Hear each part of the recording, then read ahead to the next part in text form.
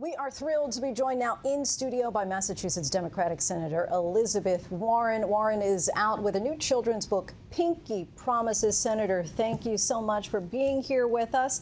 We're going to get to Pinkie Promises in just a moment, but first I have to just ask you a few questions about Washington. Of course, you have been a tireless advocate for the working person for years at this point. I'm curious to get your response to the administration's request at this point to have banks have reports for any withdrawal or deposit for any American's bank account over $600. So I think that actually they've changed the numbers on this. Part of what we want to make sure is that everybody pays the taxes that they owe. And most people do. Anybody who works for a living and gets a W-2 form, the government already receives a report on exactly how much money you made. But there is some concern that there are some people who are moving a lot of money in and out of their accounts in the banks without making proper reports to the IRS or perhaps engaged in other kinds of activities. And so they just want to step up the level of information that the IRS has available. And I think that's reasonable. You just got to get the number right. And you've also wanted to break up big tech for quite some time. Of course, we heard the testimony from Frances Haugen, that Facebook whistleblower, last week. This seems like an issue that both sides can get behind, saying that something must be done. What can be done? What should be done? So think of it this way. We basically have three tools that we can use. The first tool that we can use is regulation. We can put more regulations in place.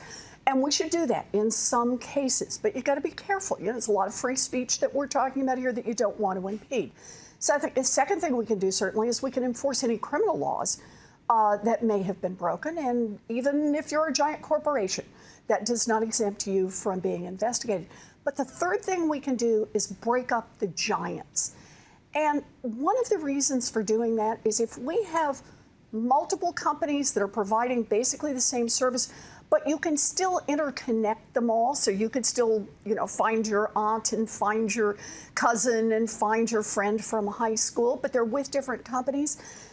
Those companies have two things that are different. One is they can compete for more privacy. They can be companies that better serve the public need.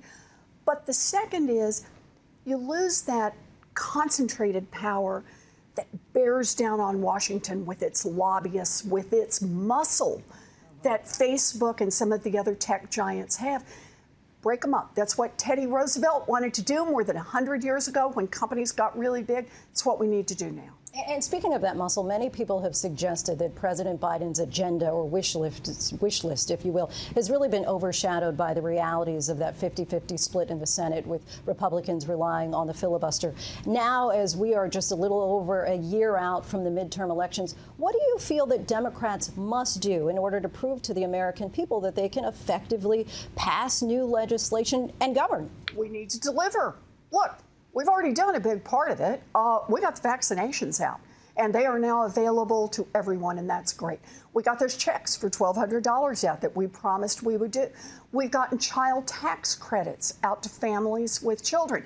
But now we have our toes on the line to make big change. Think of it this way. More than 100 years ago, we started investing in America, in roads and bridges and sewers and water lines and public schools and colleges and universities, in order to build a more prosperous country, and it worked. But starting about 40 years ago, we really laid back on all that while the rest of the world kept investing. Now here we are, 2021, we need to invest in childcare so daddies and mamas can go to work. We need to invest in increasing the wages of every child care worker and preschool teacher in America. We need to invest in home and community-based care. We need to invest in Medicare expansion to cover dental, vision, and hearing. And we need to take a big hit back at the climate crisis that's facing us. In effect, we need to rebuild a lot of those roads and bridges for the climate catastrophe that is bearing down on us. We do those things, and we make ourselves a more prosperous nation going forward, and we expand opportunity. So it's not there just for a handful at the top. It's there for everyone. Are you concerned that your more moderate colleagues, Senators Joe Manchin and Kyrsten Sinema, have a little bit too much control over what becomes law at this point? Look, it's tough when you have the thinnest, skinniest possible majority, which is what the Democrats have right now. But keep in mind, everything that I've just talked about is what Americans want to see. Not just very, very progressive Americans, not just Democrats. Democrats, Republicans, independents, the majority, big majorities of Americans want to see us deliver on child care, deliver on expanded Medicare, deliver on the climate crisis.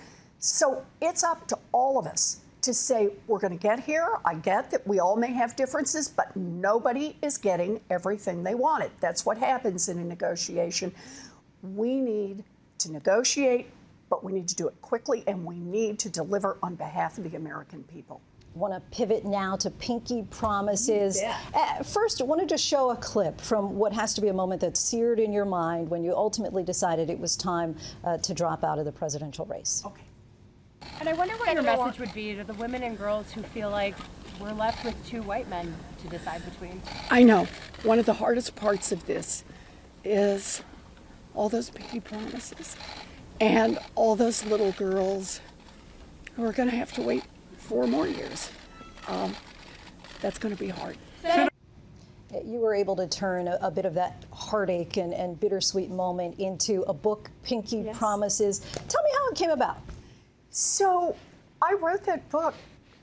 I started it right after that clip. Is that right? I thought of the thousands and thousands and thousands of little girls and big girls and senior girls and their brothers and uncles and daddies and even a few puppies that I had done Pinkie Promises with. And I thought, what do I want to come from this? It's not about loss. It's about getting in the fight. And so this is a story about a little girl who's told quite overtly about the things girls can't do. And she meets someone who's running for president, and they talk about the things girls can do, and they make a pinky promise to remember all the things girls can do. And what the whole rest of the book is about getting in the fight. You never see whether or not Polly actually scores the goal or wins the class presidency, but what you see is she gets in the fight. And that makes her a little girl who dreams big and fights hard.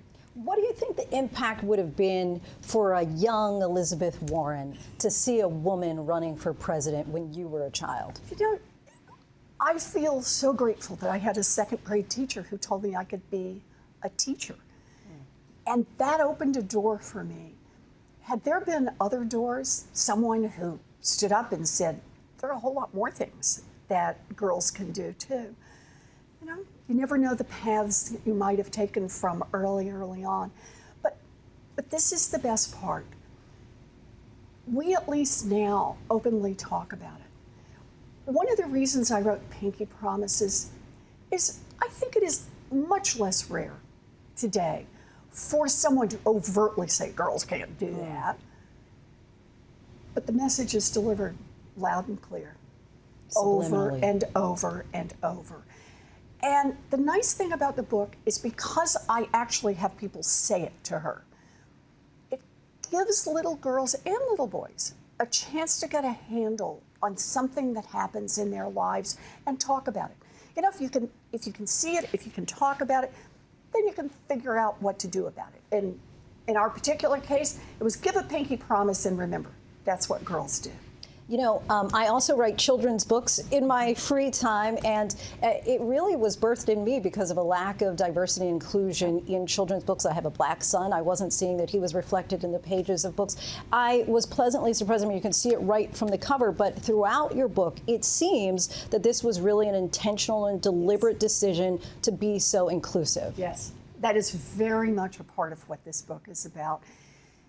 It's that we are a nation made up of people who don't all look like each other, people who don't all have the same backgrounds.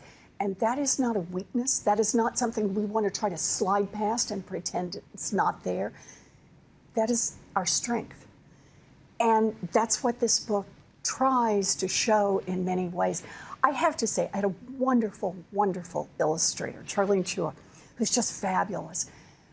But this is a book, I thought about it as a mama and as now a grandmama.